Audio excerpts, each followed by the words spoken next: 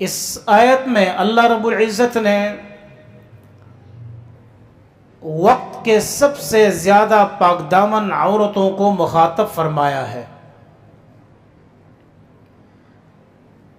کائنات میں انبیاء کی بیویوں سے زیادہ کوئی پاک دامن نہیں ہو سکتا،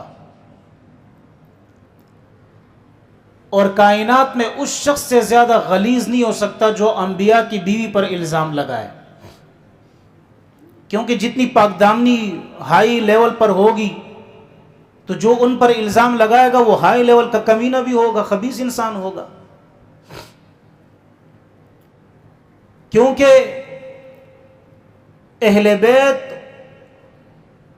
اور آل بیت میں فرق یہ ہے، حضور کے جو 5 کنبہ ہے، 5 افراد کا خاص طور پہ سید حضرات کو آپ جانتے ہیں، بنو عقیل اس میں ہے، بنو عباس ہے وغیرہ، یہ سارے حسن حسین فاطمہ علی، اس میں اور دیگر میں فرق یہ ہے کہ ان کی پاک دامنی جو سید ہے اللہ نے ان کو پیدائشی پاک دامن پیدا فرمایا ہے، وہ پاک لوگ ہیں۔ کیا ہے وہ؟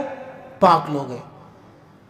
اور جو دوسرے ازواج مطہرات ہے اللہ تبارک و تعالی نے ان کو نبی کے رشتوں میں اس لیے منسلک کیا کہ اللہ تبارک و تعالی نے ان کو پاک دامن بنایا، ان کو پاک کیا۔ تو ایک ہوتا ہے نسلی طور پر پاک ہونا، خاندانی طور پر پاک ہونا، اور اہل بیت یعنی کہ جو کنبہ ہے آل رسول ہے اس سے تو زیادہ کوئی پاک نہیں ہو سکتا۔ تو اللہ اپنے نبی کو کافر بیوی دے سکتا ہے، اور کسی کافر کی بیوی حضور کی شریعت سے قبل جو ہے وہ مسلمان ہو سکتی ہے، فرعون کی بیوی تھی، لیکن اللہ تبارک و تعالی اپنے نبی کی نسل میں کوئی ناپاک عورت کو کبھی شامل نہیں فرمائے گا۔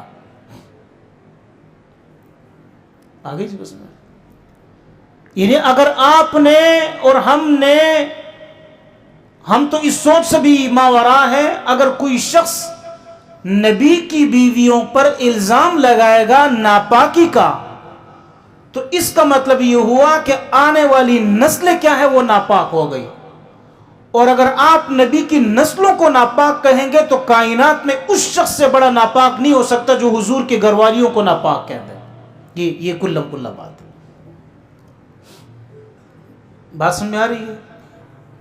یعنی پاک دامنی کا ایک لیول ہے نا، عام عورتیں نہیں ہیں۔ اللہ نے فرمایا لستن کاحد من النساء، تم عام عورتوں کی طرح نہیں ہو، فلا تخضعن بالقول، اپنی آواز کو زیادہ وہ نہ کرو۔ تو نبی کی بیویاں پاک ہے، اللہ نے ان کو پاک فرمایا،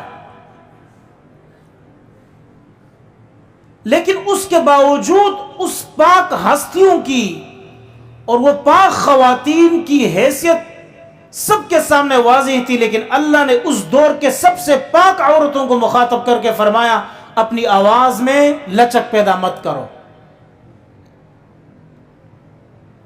جب اس دور کے خواتین جو سب سے زیادہ پاک حضور کی گھروالیاں اس سے اللہ اس انداز سے مخاطب ہو رہا ہے، تو آج کا دور تو سب سے بڑا گندا دور ہے۔ مرد کی نظریں بھی جو ہے کیا گندی، اور عورت کا جو ہے وہ پردہ بھی گندا جس انداز سے وہ کر رہا ہے، تو پھر تو کیا ہے، مخاطب تو نہیں ہونا چاہیے۔ حالانکہ مخاطب حضور کی گھروالیاں ہیں، لیکن شامل اس حکم میں امت کی بہنیں اور مائیں سب اس میں شامل ہیں۔